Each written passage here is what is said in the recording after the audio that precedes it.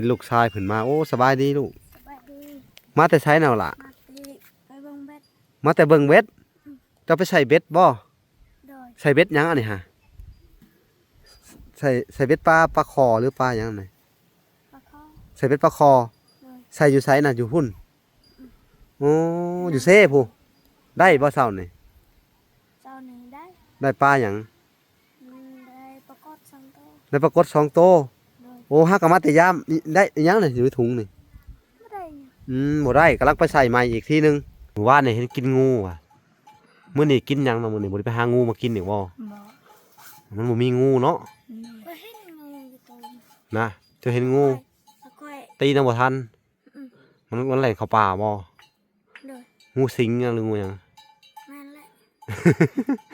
งูสิงคนใบแล้วเนาะแต่เจ้ากินน่ะงูตะแฮเนาะถ้างูสิงอะไรนะมันบ่ทันดอกเนาะต้องหลับเนาะงูสิงมันไวเลยพี่น้องเอ้ยเนาะอันน่ะความพันของเจ้าอยากได้หยังอีกล่ะอยากได้เสื้อความพันของเจ้าเป็นจริงแล้วเด้อมื้ออื่นสิพาไปซื้อเสื้อดีใจบ่ยายจะเอาเสื้อแบบใดเอาความอยากได้คิดไว้ก่อนฮะบ่ไก่ทองกินหยังความพันเจ้านี่เคยกินบ่อันน่ะสิ้นหมูบ่เคยกินฮะบ่เคยกินเคยกินแต่สิ้นงูบ่ โดย จะอยากสิ้นหมูอยู่บ่ลูกอยากเนาะมื้ออื่นซื้อสิ้นหมูมากินน้ำเนาะโดยทางเข้ามาแล้วเฮ็ดได้กินผู้ฮะแก้วนะบ่ฮู้ บัดนี้เสื้อได้จะหมักแล้วเสื้อนี่สีดำสีขาวสีนั่งสีดำหมักสีดำเนาะส่งสียังส่งส่งสีดำสีดำแล้วก็ส่งสีดำหมักสีดำเนาะคำว่าผู้บ่าวนี่หมักตัวดำๆบ่หมักผู้บ่าวดำๆเนาะเอานิโก้เลย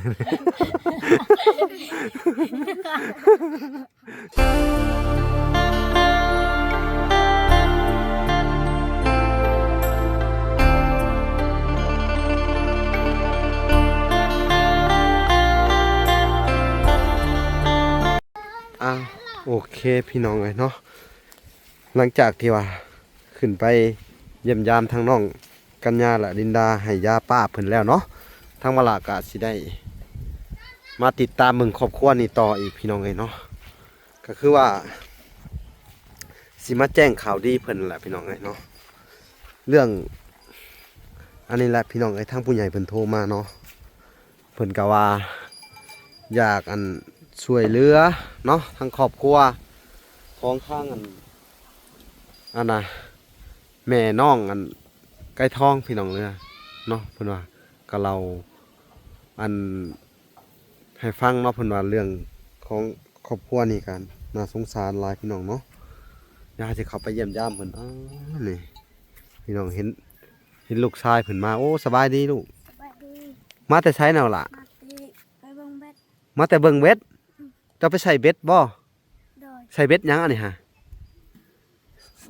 ใส่เบ็ดปลาคอหรือปลาหยังไงปลาคอใส่เบ็ดปลาคอใส่อยู่ไสน่ะอยู่หุ่นโอ้อยู่เซ่ผู้ได้บ่เช้านี่เจ้าหนึ่งได้ปลาหยังได้ปลากด2ตัวได้ปลากด2โตวโอ้ฮักก็มาแต่ยามได้หยังนี่อยู่ในถุงนี่บ่ได้บ่ได้กำลังไปใส่ใหม่อีกทีนึงเนาะไปกำลังสิเข้าไปเฮือนเจ้าพอดีเลย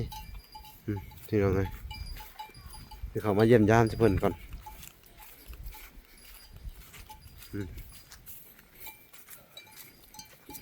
บ่ฮู้ว่าน้องไก่ทองอยู่บ่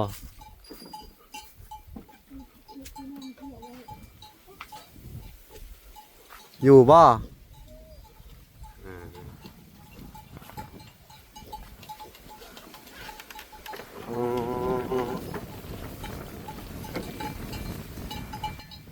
พี่น้องเลยสิขึ้นมาเยี่ยมยามเพิ่นสบายดีน้องไก่ทองสบายดีน้องพี่น้องเลยบาทนี่ไปใช้แม่ไปเท่าไหร่มาเยี่ยมยาม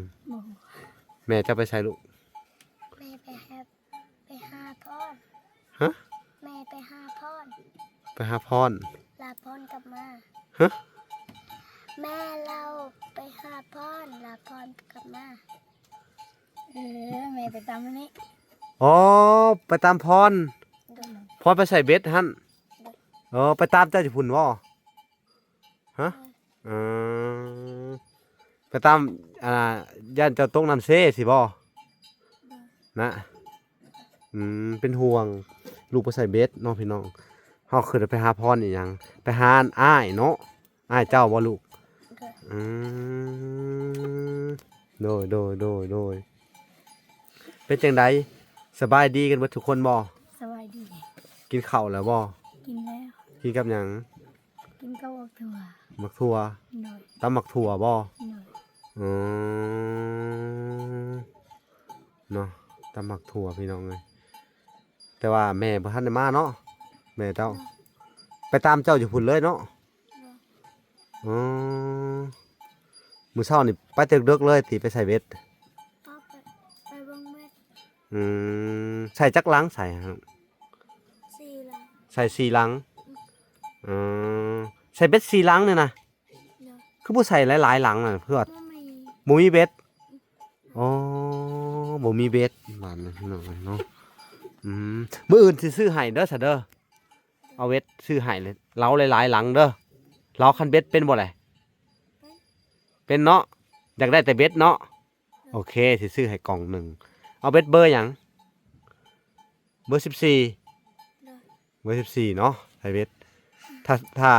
ถ้าได้เบ็ดแล้วก็ไปใส่กับเอื้อยเด้อมึงเถื่ออันตรายได้ไปในน้ำผู้เดียว เคยไปบ่หรือได ไปไป บ่เป็นหยังดอกเนาะ เนาะ โอ้บ่นหาอยู่หากินเจ้าเสือก็ไปสอนบ่ หน่อย ไปบ่ไปหากินกับน้องคือกันบ่ หน่อย ใส่เบ็ดคือกันบ่จักอ่ะ หน่อย เออว่ะพี่น้องสู้ๆเด้อ หน่อย สู้ๆหมู่บ้านนี่เห็นกินงูอ่ะมื้อนี้กินหยังเนาะมื้อนี้บ่ได้ไปหางูมากินอีกบ่ บอก มันบ่มีงูเนาะ หน่อยก็เห็นงูอยู่ตรงนี้ นะเจ้าเห็นงู แล้วค่อย ตีนำบ่ทัน อืม มันแล่นเข้าป่าบ่ หน่อย งูสิงหยังหรืองูหยัง แม่นแหละ งูสิงคนใบแล้วเนาะอืมแต่เจ้ากินน่ะงูตะแฮเนาะ หน่อย ถ้างูสิงไหลนะมันบ่ทันดอกเนาะต้องหลับ เนาะงูสิงมันไวเลยพี่น้องเอ้ยเนาะ โอ้ยอย่ายืม อันน่ะความพันของเจ้าอยากได้หยังอีกล่ะ อยากได้เสื้อ ความพันของเจ้าเป็นจริงแล้วเด้อมื้ออื่นสิพาไปซื้อเสื้อดีใจบ่ ยาย สิเอาเสื้อแบบใดเอาความอยากได้อะคิดไว้ก่อนฮะบ่ไก่ทองเจ้าอยากได้เสื้อแบบใด ตีว่าบอก กันหนาวบ่หรือว่าหยังช่วงนี้มันเข้าสู่หน้าหนาวอยากได้เสื้อกันหนาวบ่ โดย อ๋อน่ะพรเนาะซื้อพรจะเอาบ่เสื้อกันหนาวเอาบ่ไปเลือกเอาเด้อมื้ออื่นเด้อสิพาไปเลือกเด้อไปเบิ่งกันเบิดไปเบิ่ง พออยากได้สุขภาพ ฮะเจ้าอยากได้ส่งหยังนะยักเข้ามาพี่ ส่งขยาว อ๋อเจ้าอยากได้ส่งขายาว โดย มีจักโตปัจจุบันนี่ บ่มีเพียงพื้นเดียว มีพื้นเดียวนี่บ่ โดย โอ้พอดีเลยมื้ออื่นเด้อมื้ออื่นสิพาไปซื้อส่งขายาวแล้วก็เสื้ออันกันหนาวเนาะคนละโตเนาะเสื้อกันหนาวคนละโตส่งคนละโตเนาะทั้งเบิ่งอันงบก่อนพี่น้องถ้ามันยังๆก็สิซื้อให้ซุเพิ่นเบิดเลยแล้วก็ซื้อของกินนำแหน่เนาะ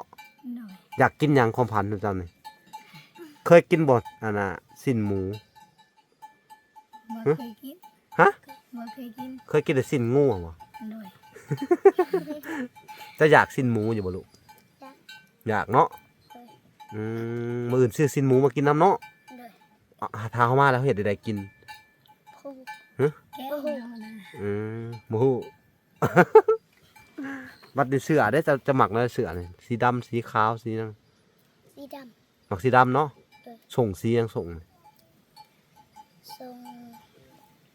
รงสีด สีดำแล้วก็ส่งสีดำหมักสีดำเนาะ ำโดย คำว่าผู้บ่าวนี่หมักตัวดำๆบ่หมักผู้บ่าวดำๆเนาะเอานิโก้เลย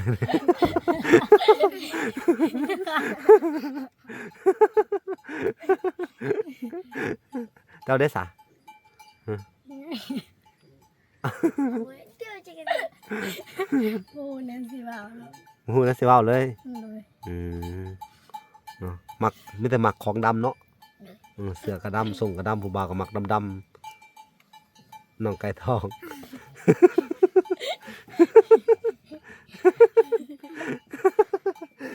เนาะเอากันคือว่ามาแสดงความดีใจเด้อกับผู้ดีมืออื่นเนาะที่ได้พาไปซื้อเสื้อผ้าเนาะกับมีผู้ใหญ่เพิ่นให้มาแจ้งข่าวดีเด้อเพิ่นก็พากเงินมาอยู่200เพิ่นว่ามาเพื่อความพันของเจ้าก็ได้ส่งเสื้อเพิ่นว่าเพิ่นสิซื้อส่งเสื้อให้เจ้าเด้อกับอ้ายเอ้ยน้องเจ้านำเนาะที่เหลือกะพี่น้องถ้ามันเหลือกะสิได้ซื้อเป็นข้าวสารให้ข้าวสารเบิดละบ่หรือยังอ๋ออันนี้มาแต่ใช้อันนี้ฮะซื้อมาโอ้ซื้อพอบ่ไปหานี่โอ้เก่งเนาะพอใหม่เจ้านี่เก่งเนาะพอเก่าไปได้บุญตะเรื่องเลยพอเก่านี่บุญเป็นตะเรื่องคิดฮอดพอเก่าอยู่บ่เลยบุญเป็นตะเรื่องบ่เลยบ่คิดฮอดเนาะพอเจ้าแท้ๆบ่เคยมาหลิ่นมาหาชุมเจ้าอยู่บ่บุญเป็นตะเรื่องเนาะฟังเว้านี่ก็โอ้พี่น้องเอ้ยอันน่ะจักสิว่าจังไดพี่น้องเบิดคำสิเว้าเนาะน่าดูโตนซะเพิ่นพี่น้องเอ้ยหมู่บ้านนี่เห็นกินงูว่าซั่นมื้อนี้ใครแน่แต่ว่าอันพรไปหาใส่เบ็ดเนาะได้ปลากดใหญ่บ่สำแขนนี่บ่โอ้เขาเฮ็ดได้กินเท่านี้โอ้นางลงลูกมาแต่ไสนี่ฮะสบายดีโอ้ยล่ะสบายดีมาแต่ไสล่ะฮะนั่งดีๆนั่งดีจะเขินกินบ่ขนมฮะมื้อกินบ่ขนมอยากบ่อีหล่าอยากหยังความพันเจ้าบ่กล้าความพันเจ้าได้ซะไก่ทองเจ้าอยากหยังหลายที่สุดอยากฮะเมื่อวานนี่อยากกินขนมก็ซื้อให้เด้วันนี้อยากกินหยังบัดนี้เอาความพันเจ้าอีกอย่างหนึ่งอยากได้หยังที่สุดนอกจากเสื้อผ้าแล้วอยากได้หยังแม่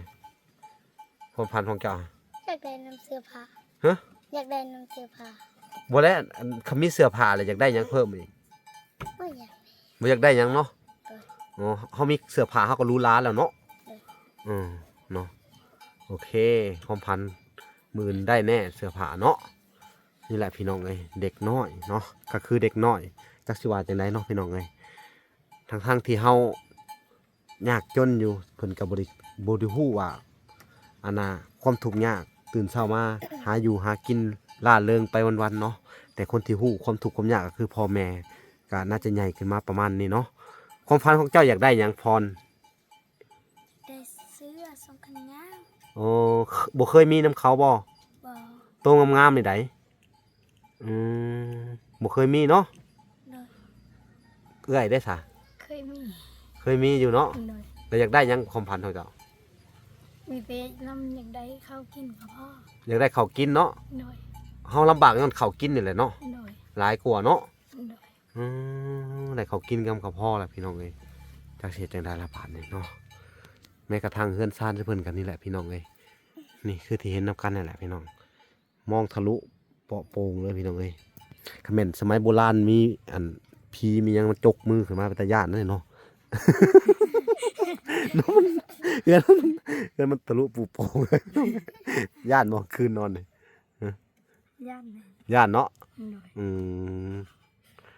พี่น้องไอ้ความพันแต่ละคนเนาะนี่แหละชีวิตคนเฮาถูกจนสิ้นเพิ่นว่าจนแบบคิดหยังบ่ออกเลยแต่ละมื้อนี่หาทางอันไปเฮ็ดเวียกเฮ็ดงานแบบใดบ่แต่ละมื้อบ่เทื่อไปหาหน่อไม้ขายหาหน่อไม้ขายพอได้อยู่บ่เลยได้เนาะได้10-20 พันเนี่ยบ่แล้วก็เอามาเฮ็ดอะไร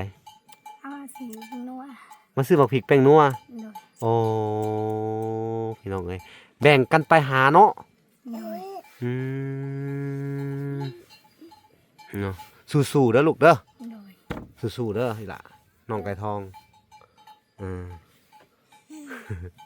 อารมณ์ดีเนาะความพันอีกอย่างหนึ่งอยากเข้าบ่โรงเรียนเนาะแต่บ่มีปึ้มมีซอ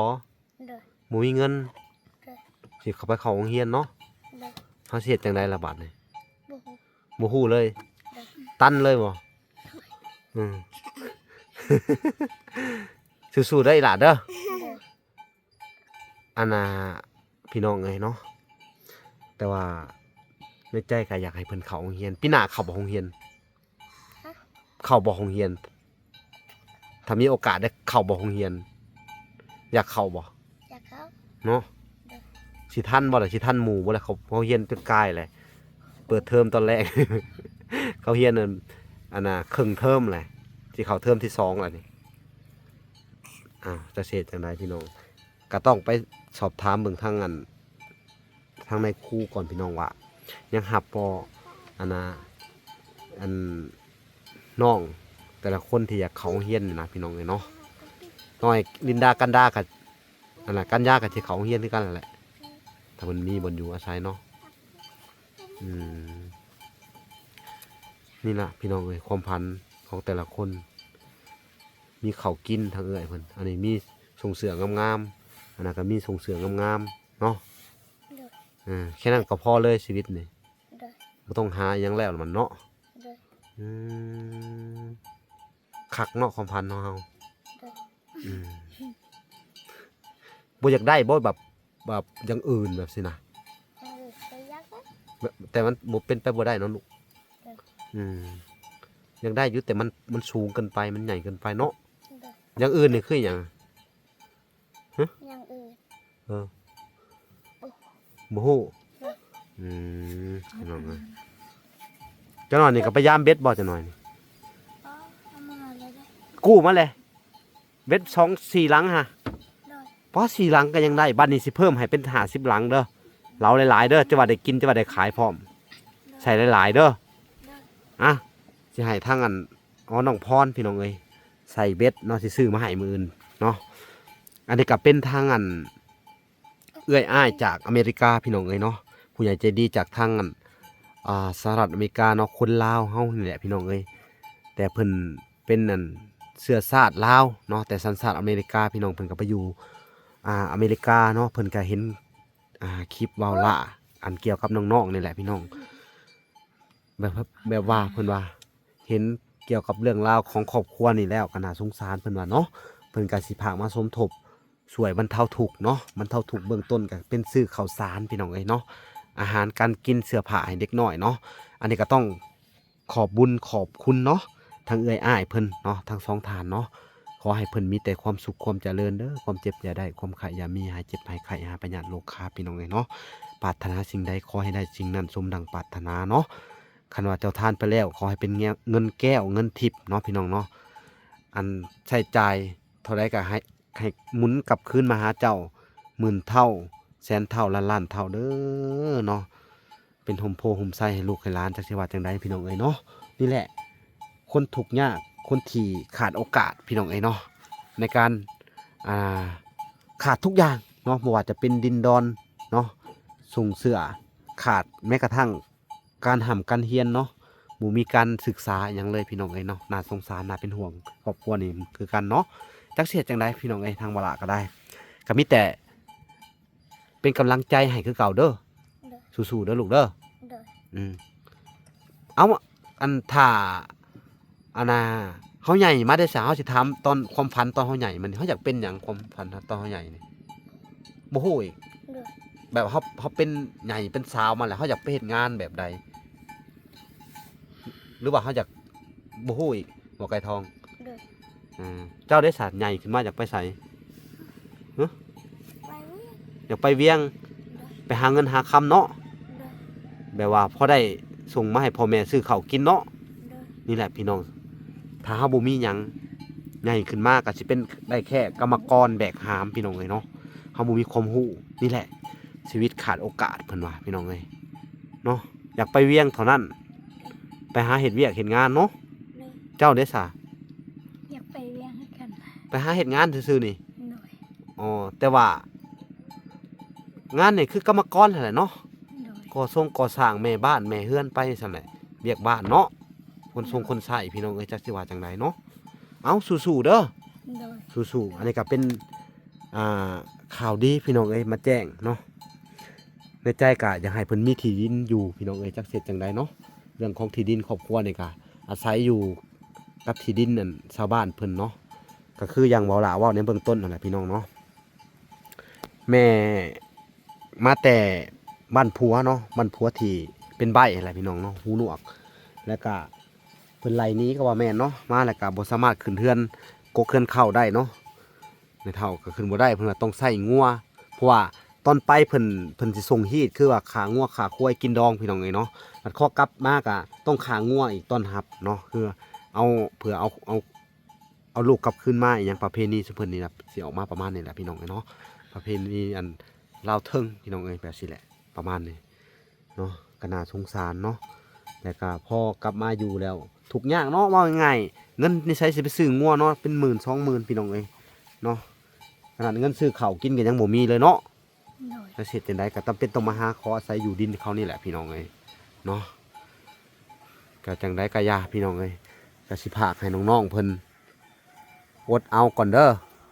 โดย เนาะสู้เนาะ โดย ในความพันก็อยากให้จุเจ้ามีเฮือนมีซ่านงามๆแต่ว่านี่แหละพี่น้องเอ้ย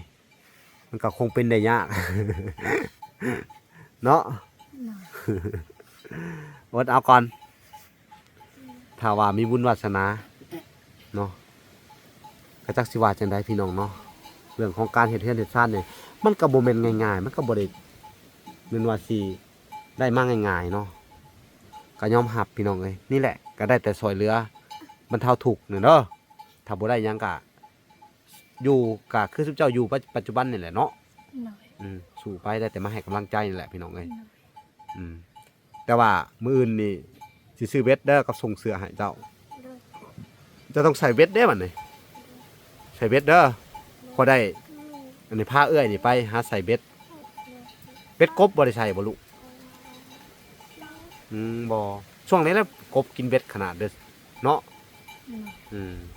โดย เคยไปใส่อันเบ็ดกบอยู่ว่าเจ้าค่ะ เคยไปกับน้อง ไปกับน้องเลยเนาะ โดย หาอยู่หากินเลยเด้อเนาะ โดย พี่น้องเอ้ยเอาจังได้ก็สู้ๆไปก่อนเด้อ โดย เอาพี่น้องเอ้ยเนาะมาฮอดอันช่วงสุดท้ายแล้วพี่น้องเอ้ยว่าล่ะก็ได้แต่ให้กำลังใจเพิ่นแล้วก็มาแจ้งข่าวดีมื้ออื่นนี่แหละสิได้เข้ามาเนาะทางผู้ใหญ่เพิ่นว่าสิได้พากเงินมาสอยเนาะทางมื้ออื่นเพิ่นว่าให้ว่าล่ะมาแจ้งข่าวดีเพิ่นก่อนเนาะโอเคคลิปนี้ก็สิได้อำลาพาจากก่อนพี่น้องเอ้ยเนาะว่าล่ะก็สิได้ไปเยี่ยมยามทางเบาดอนแล้วก็ทางแม่น้องนันนาต่อพี่น้องเอ้ย